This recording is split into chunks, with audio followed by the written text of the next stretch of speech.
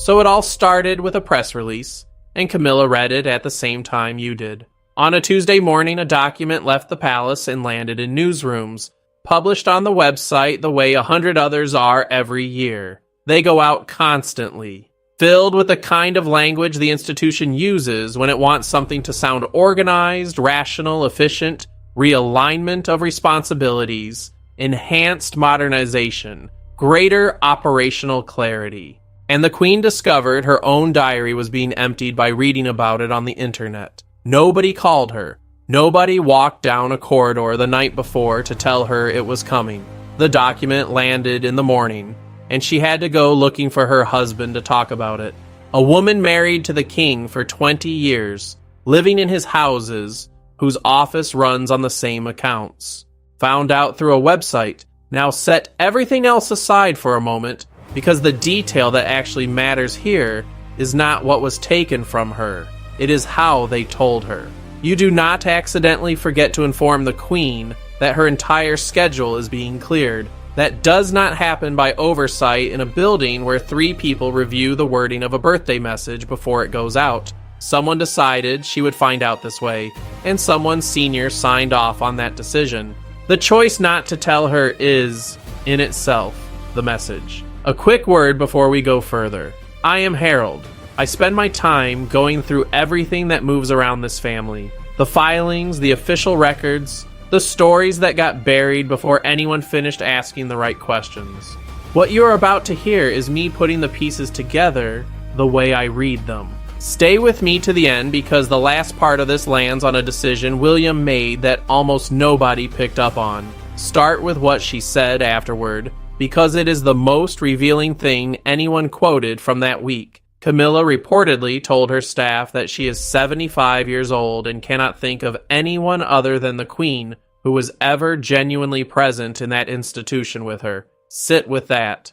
Not the Queen, meaning herself. The Queen, meaning Elizabeth. She is 75. She's the Queen of the United Kingdom.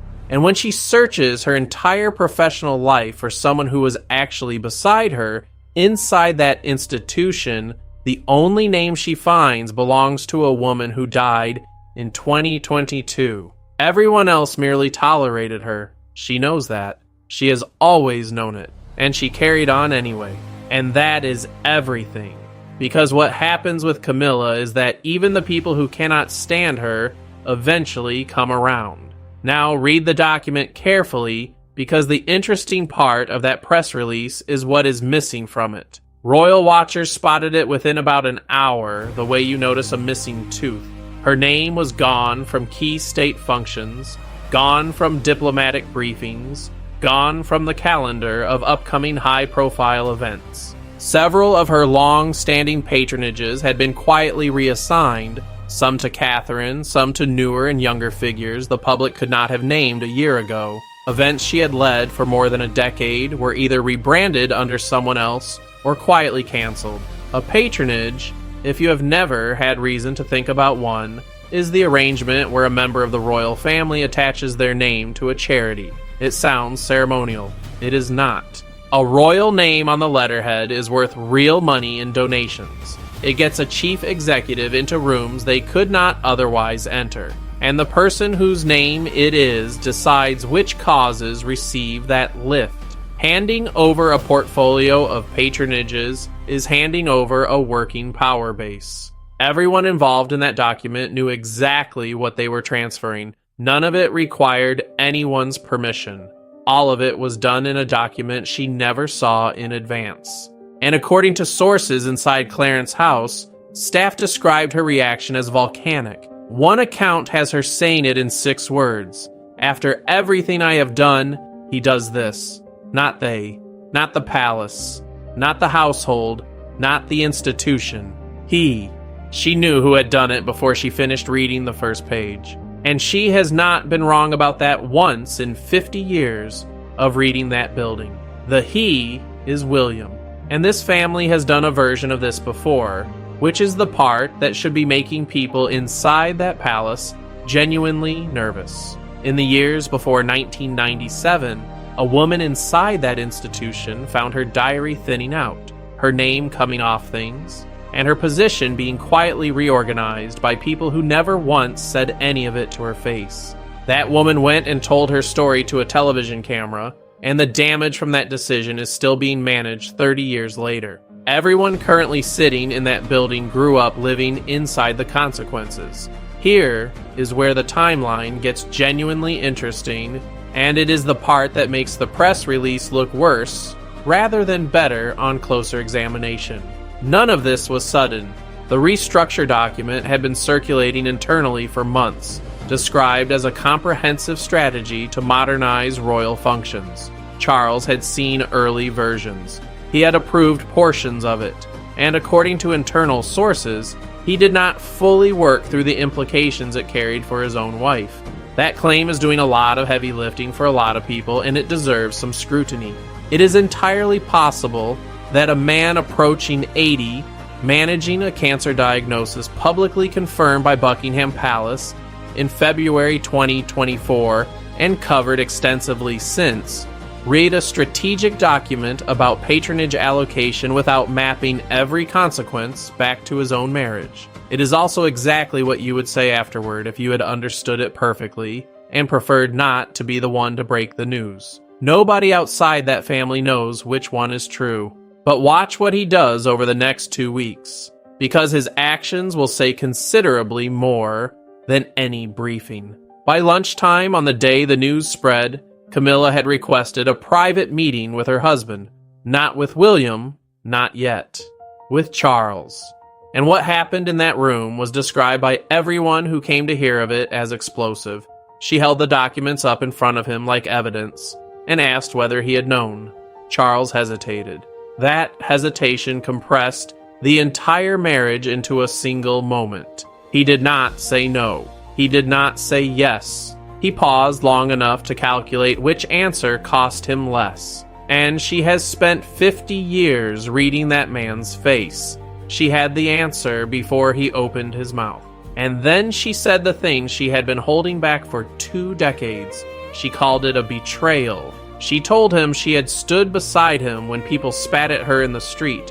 She reminded him they had called her a witch. And she asked whether they were now simply discarding her. Charles attempted to frame it as strategy. William taking on greater leadership responsibilities, decisions that were structural rather than personal, the natural order of a transition. She did not accept a word of it, and reasonably so, because she could see William's handwriting on every page, regardless of whose name appeared on them.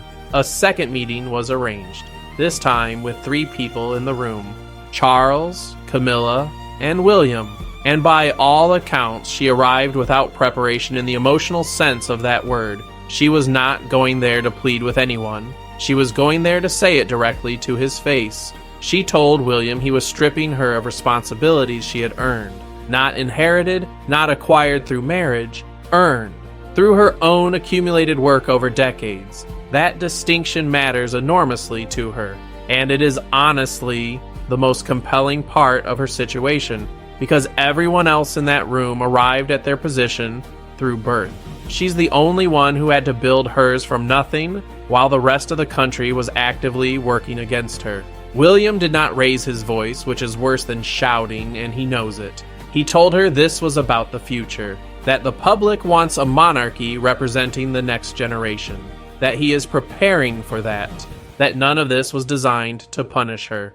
Then he used a word I have not been able to stop thinking about since I first read the account. He said it was about clarity. I want to come back to that word, because it does not mean what it appears to mean. When you understand what William's people mean by clarity, you understand this entire restructure and probably the next 20 years of this institution. Camilla answered with the one card she still held. She told him he was not yet king, and that if he believed she would leave quietly, he did not know her at all. That was not theater. She was pointing directly at the constitutional reality. William is not king. Charles is on the throne, alive and sitting in that room. Everything William was doing that afternoon depended on his father, and his father sat there throughout, pale, exhausted, and visibly struggling. saying very little. Aides commented afterward that the king appeared to have lost control of his own court. That is a brutal thing for a staff member to say out loud about a sitting monarch, and it was said. The meeting ended without resolution. No apology, no reversal, no agreement reached. Camilla left first. William left second, and by all accounts entirely unshaken. And Charles stayed behind. He sat alone in that room for roughly an hour. A palace staff member described that day afterward as the day the throne cracked. Not publicly, they said, but behind the doors, you could feel it. Last week, I covered Princess Anne's role in exposing Camilla's hidden bank accounts and what Charles did in response. Many of you came to the comments with the same question, which was whether William had been working quietly against Camilla long before any of that came to light. This is that video. The answer is yes, and the paperwork had been circulating for months. Now, to understand why this landed on her the way it did, you need to understand what she actually built, because almost nobody gives her proper credit for the scale of it. Camilla Rosemary Shand was never going to wear a crown. No royal blood, no pedigree that meant anything in Windsor terms, no media preparation, none of the machinery that gets assembled around a girl being considered for that role. For most of her life, she was the woman the institution wished would simply disappear. She met Charles in the early 1970s, years before Diana, years before any scandal, and the two of them formed an immediate connection. The establishment looked at her and decided against her. Too experienced, too independent, too much her own person, which in that context was never intended as a compliment. Charles was steered towards someone more appropriate. That person was Lady Diana Spencer, and everything that followed was the most documented marital collapse of the 20th century. What matters here is the specific damage it did to Camilla. She became the villain of a story broadcast to the entire planet. The other woman, the one who broke a fairy tale a lot of people needed to be true. She was followed by photographers. She was taken apart in print week after week. People threw bread at her in a supermarket car park, and that is not a metaphor. That actually happened. It is worth holding on to when people describe her as someone who had it easy, and through all of it, she stayed quiet. That is the part I keep returning to, because it is genuinely rare. She never sat down with a broadcaster. She never authorized a friendly biography. She never fed damaging information about Diana to any journalist. Never made an official statement. Never attempted to explain herself to a country that had already made up its mind. She waited instead. That was the entire strategy, and it was the right one. As the marriage collapsed, and the truth about all three of them came clearer, Camilla did not fall apart. She adapted. She did charity work nobody photographed. She kept a low profile. She stayed close to Charles and let the years convert public fury into something duller. And it worked. Not quickly, not easily, but it worked. The two of them finally married in April 2005 at Windsor Guildhall, and the public reaction came back wary rather than hostile, which after that history is close to a miracle. She took the title Duchess of Cornwall and deliberately did not use Princess of Wales because Princess of Wales meant Diana and would always mean Diana. That decision alone tells you exactly how politically sharp she had become. She was entitled to the title. She read the room and declined it, and it bought her roughly a decade of goodwill she would not otherwise have had. Behind closed doors, her position was expanding the entire time. She became one of Charles's most reliable advisors. Staff who worked alongside her have consistently described the same person across years. Sharp, politically aware, willing to tell him things nobody else in that building would say to his face. She was not a supportive spouse standing half a step behind him. She was a strategist, and he depended on her. She accumulated patronages, built a working operation of her own, and eventually earned something almost nobody predicted, which was the quiet approval of Elizabeth. The late Queen recognized someone who had endured an enormous amount and grown into the role rather than simply demanding it. By the time Charles came to the throne in September 2022, Camilla was not a footnote. She was queen consort, and she was crowned in Westminster Abbey in May 2023 before a country that had more or less come to terms with her. 50 years, that is what it took. From being told she was unsuitable to standing in that abbey with a crown on her head. And there was one more thing she wanted, though she never asked for it directly. People close to her say she hoped her family, particularly her grandchildren, would be properly acknowledged within the institution. Not titles. She was never naive enough to ask for titles. She wanted recognition that she had built a legacy rather than merely occupied a position. Nobody refused that outright. Nobody discussed it either. It was simply left unanswered year after year until the silence itself became the answer. Then Charles's health turned. William's role expanded, and the future she believed she had helped construct started being redrawn by people who were not consulting her. The way Catherine has been positioned through all of this is the element that turns a restructure into something that feels personal. While Camilla was fighting behind closed doors, the Princess of Wales rose quietly, gracefully, and with a precision that people outside that building keep mistaking for good fortune. Inside the palace, those paying attention had understood some time ago that Catherine was not simply ascending through natural succession. She was being placed. Camilla had watched her for years. Commoner to Duchess to Princess of Wales, always composed, always liked, never once encroaching on the queen consort's ground. That changed the moment Charles took the throne. With the king absorbed by the demands of the role and William pushing further into leadership, a visible gap opened up. Catherine filled it without appearing to try. She began appearing more frequently, often alone, with noticeably more weight attached to each engagement. Charities that had been Camilla's for years were reassigned to the Princess of Wales under the heading of modernizing causes. Her public remarks became more authoritative. Every element of her presence became slightly more formal, slightly more sovereign. One senior courtier described it about as plainly as anyone inside that building ever describes anything. There is a new energy around Catherine. It is not an accident. Every photograph, every appearance, every comment is deliberate. She is being promoted, and the press followed because the press always follows. Headlines shifted from Queen Camilla attends to Princess Catherine leads. And once that shift happens in the language, it is effectively complete. The narrative had changed, and Camilla was losing more than her diary. She was losing her place in the frame. The worst of it for her was not that Catherine was rising. It was that William was clearly the one making it happen. He positioned Catherine at the center of state gatherings. He handed her the high visibility work. Every appearance the two of them made together communicated youth and continuity and unity, and it did so directly at the expense of the two people standing beside them. Then the murmuring started among staff and eventually reached the press. That William regards Catherine rather than Camilla as the real queen in waiting, not in title, in symbolism, in influence, and in whose face the public will picture when the next reign is discussed. Work out what that means for Camilla.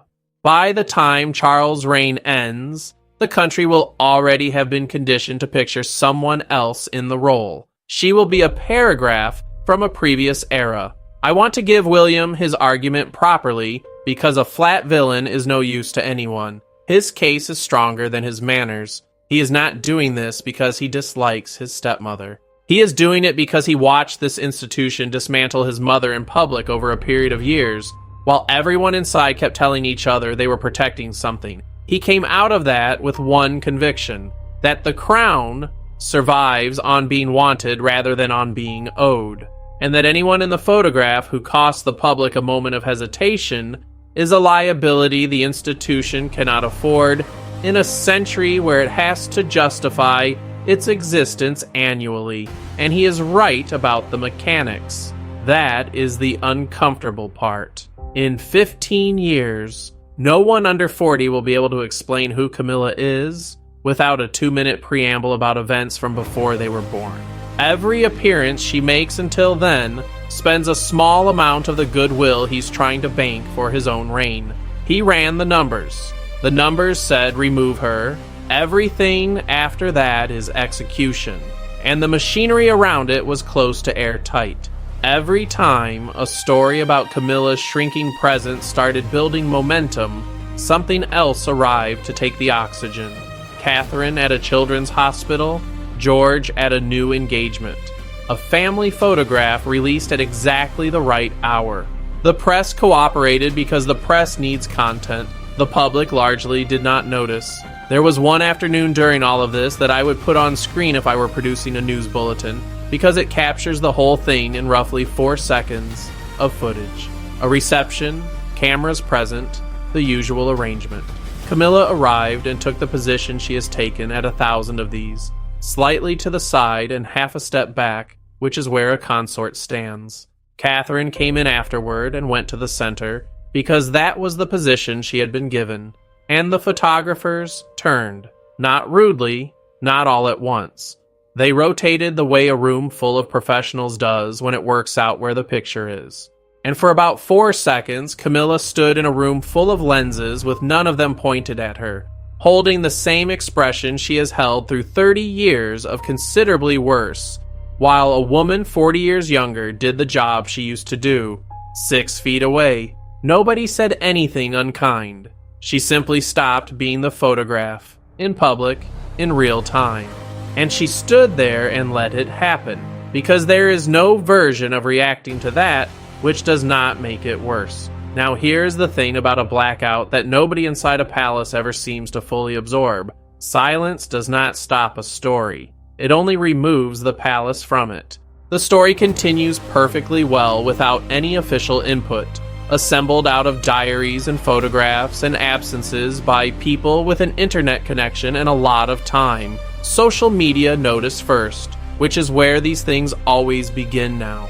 Royal watchers went through the palace website and found Camilla's profile revised, her name missing from sections it had occupied for years. People began tracking canceled events and placing lists side by side. Threads went up comparing where she had been standing at last year's engagements versus this year, and then whether she appeared in the photograph at all. The official channels said nothing. That was the strategy. Stay silent. Release something positive on the days it gets loud, and let it burn out. For several months, William was comfortably winning that war. I am going to hold the leak for one more moment, because you need to understand how tight the seal was before it broke. Otherwise, the break means nothing. Palace communications had gone through months of this without confirming a single fact. Not one on-the-record sentence about the diary, the patronages, or the Queen's absence from anything. Journalists who have covered that family for 20 years were getting the same 4 words back each time they asked. And then somebody leaked. The whole thing turned over in a weekend. An unidentified palace aide told a major Sunday newspaper that Camilla had confronted Charles in tears, wanting to know why she was being pushed out of the inner circle. That story did not land because it was dramatic. There is nothing inherently dramatic in it. It landed because it confirmed something a lot of people had already half assembled on their own. And confirmation is far more powerful than revelation. Everyone had been looking at an empty chair for months. Someone finally said out loud that she had not chosen to leave it. The Queen Consort had not stepped back. She had been pushed. Once that sentence existed in print, the blackout was over. Commentators who had been carefully not asking started asking. Someone wanted to know about the state banquet and her absence from it. Someone else wanted to know how Catherine had ended up with so many of her appearances. And everyone wanted to know why the palace had refused to clarify a single thing about any of it for months, when clarifying would have taken 1 paragraph. Now let me come back to that word because I said I would, and because everything makes sense once you have it. Clarity. William's advisors are not talking about communication when they use it. They are talking about a monarchy that is small, young, and carries no baggage. A monarchy where every face in the photograph supports the story rather than complicating it. Nothing that needs explaining. Nothing that makes a producer add a caption about who someone is and what happened in 1995. One royal source put it about as directly as anyone has. William views the monarchy as a business. Each face represents the brand. He wants it clean, young, and free of anything that requires explanation. Camilla does not fit the picture. That is not about disliking her. The easy version of this story is that a stepson resents his stepmother, and this is his revenge. I do not think that is what is happening. This is about control, about a man who watched what happened to his mother inside this institution and concluded that the only way to protect the thing is to run it as an operation rather than a family. He knows what modern media does to complexity. He knows the crown survives on relevance rather than sentiment. He did the math and calculated that in 15 years, nobody under 40 will be able to place Camilla in this story without a history lesson. And every photograph she stands in until then costs him a small piece of the clean narrative he's trying to build. So he started removing her from the photographs. And now we arrive at the thing this entire video has been building toward. The question of the title itself. And it is the part almost nobody has caught. He never took it. Go and check. There was no proclamation, no letters patent revoked, no announcement, no legal instrument of any kind. Camilla is queen. Officially, formally, completely, today, right now, holding every title she held the day before that press release went out. And that was a decision, not an oversight, not mercy, a deliberate calculation. Think about what actually stripping the title would have required. Removing a queen consort's title means parliament, or at minimum a public constitutional process involving lawyers and a paper trail and weeks of coverage. It means Charles, standing in the middle of it, being asked to choose publicly between his wife and his son. It means front pages for a month. And it means something far worse than any of that from William's perspective. It hands Camilla the one thing she has never held in 50 years of this: public sympathy. Take a title away from a 75-year-old woman who has done the job quietly for 2 decades, and you do not diminish her. You make her a victim. Half the country that spent years unable to warm to her would have discovered overnight that they did not much enjoy watching an elderly woman being publicly humiliated by a man 40 years younger with all the institutional power in the room.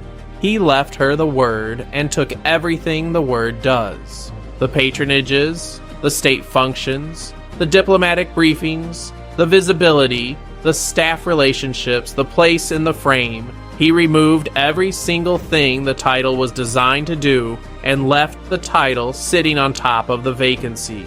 The result is a woman who is technically the second most senior person in the monarchy with nothing to do on a Wednesday. That is why the answer to why he did it this way is genuinely uncomfortable once you see it.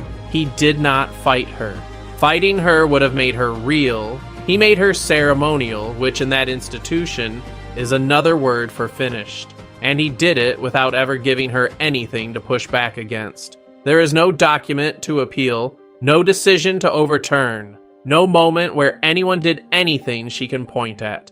Every individual step is defensible on its own. The diary is a household matter. Patronages get reassigned regularly. Modernization is a legitimate goal. Assembled, they are an eviction, and there is nothing to sue over.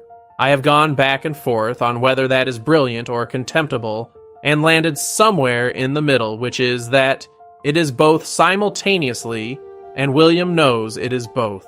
He has done something strategically flawless and personally cold to a woman who spent 20 years standing beside his father through things most people would not have survived. And he had a press office send her the news. The public worked most of this out within about a fortnight, and the reaction was not what the palace expected. There was no wave of sympathy for Camilla. That was never going to happen. and nobody in that building thought it would. The memory here is long, and her history is not forgotten. But something else showed up instead, and it turned out to be more dangerous to William than sympathy would have been. People could smell the management, the coordinated headlines, the photograph released at the exact moment a difficult story was building. The Queen Consort disappearing from a website without a word of explanation. Ordinary viewers who could not name one fact about royal patronage looked at the pattern and understood immediately that they were being handled. Being handled is the one thing a modern audience will not forgive. The monarchy has to look human. The second it starts resembling a corporate communications operation running a rebrand, it loses the only argument it has for existing at all. And when you begin treating members of your own family as liabilities to be managed off the books, you are demonstrating in public exactly what you are. Now, there is a calculation running underneath all of this that nobody involved will ever admit to out loud, and it has a name: Harry. Because while this restructure was being executed, the younger son was sitting in California as a permanent demonstration of what happens when this family pushes someone one step too far. He left. He criticized it publicly. He published a memoir in 2023 that dismantled the machinery from the inside, and that book existing is a fact everyone in that palace has to plan around indefinitely. The reason that book frightens them is not what is in it. It is the demonstration.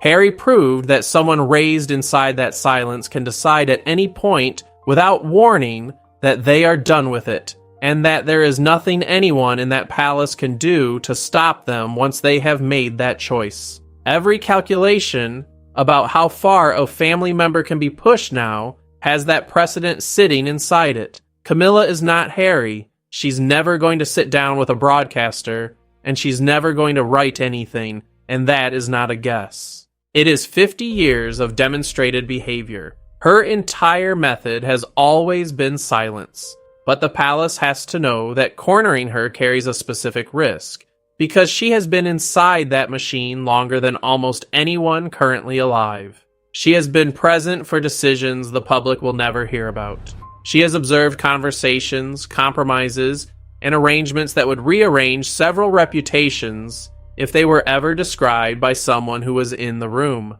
She is not a threat to do that. The possibility simply exists, and it sits in the air, unspoken at every meeting where her name comes up. The other thing worth examining properly is the relationship between Camilla and Catherine, because the easy reading of it is wrong. These two women have almost identical trajectories, both without royal blood. Both taken apart in the press. Both measured endlessly against Diana by a country that has never fully stopped grieving her and has never fully forgiven anyone standing near where she used to stand. In a different institution, they would be natural allies. They have more in common with each other than either has with anyone they married. The monarchy does not permit that. It is a hierarchy and not a sisterhood, and there is room for one senior woman at a time. Right now, Catherine is the future and Camilla is the past, and that is structural rather than personal. It feels personal anyway. It feels personal when your patronages arrive in another woman's portfolio. It feels personal when the cameras that used to find you find her. It feels personal when your husband's son restructures your life without asking you a single question. Camilla can understand the logic perfectly and still be leveled by it. Both of those things are probably happening at once, and Charles is not a minor figure here. He is the entire hinge, and he has done nothing. He waited longer for that throne than any heir in British history. He got it in his 70s with his health in decline, and has spent the reign watching his authority quietly redirect toward his son. Some of that is simply what a monarchy does. The heir prepares, the king steps back, the machinery turns, but there is a difference between a transition and a sidelining. And there is a much larger difference between approving a strategy document and understanding that it ends with your wife finding out from the internet. He could stop this. That is the part that will stay with her. He is the king. One instruction from him, and the patronages go back, and he has not given it. Every day he does not give it is a decision he is actively making. In a family like this one, silence is a position. He has taken it, and she knows exactly what it cost him to hold it. And she knows he's holding it anyway. Look at where that leaves her. She has 3 options and none of them work. She can go quietly, accept the diminished role, take the occasional engagement, smile in the photographs, play the supportive consort until the end. It preserves her dignity. It avoids open conflict. It lets Charles have some peace during what may not be a long remaining reign. It also means watching herself be erased while she is alive to see it. And for someone with 50 years of accumulated pride, that is an enormous thing to swallow every morning. She can fight, demand visibility, use her access to Charles, make clear she will not be moved without noise. But that puts her directly against the future king in public with headlines the palace cannot contain. It strains the one relationship she has left. And the country tends to side with youth and the future over an aging king's wife, which she is politically aware enough to have already calculated.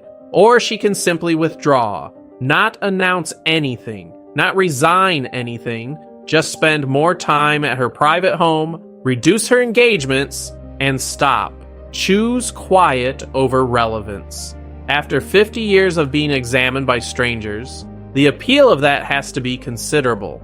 She has run all 3 of those calculations already. That is the thing people miss about Camilla.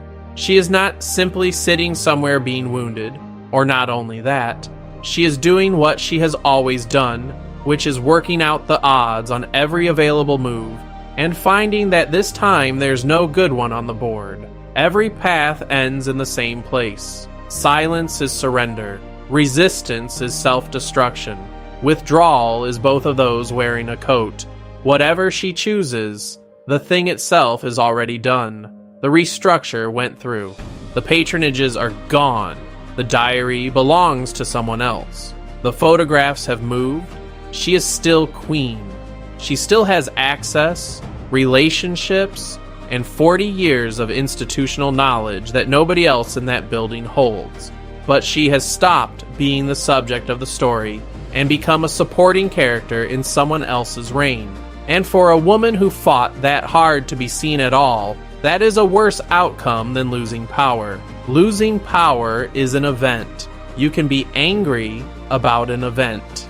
You can point at it, name it, and eventually recover from it. This is a slow disappearance, and she has to attend it. She has to keep showing up, keep standing in the position she is given, and watch the room reorganize itself around her absence while she is physically present in it. There is no moment to be angry about because there is no moment. There is only a diary that gets thinner every quarter, and the cruelest part of it is the format, because it is the same format as the beginning.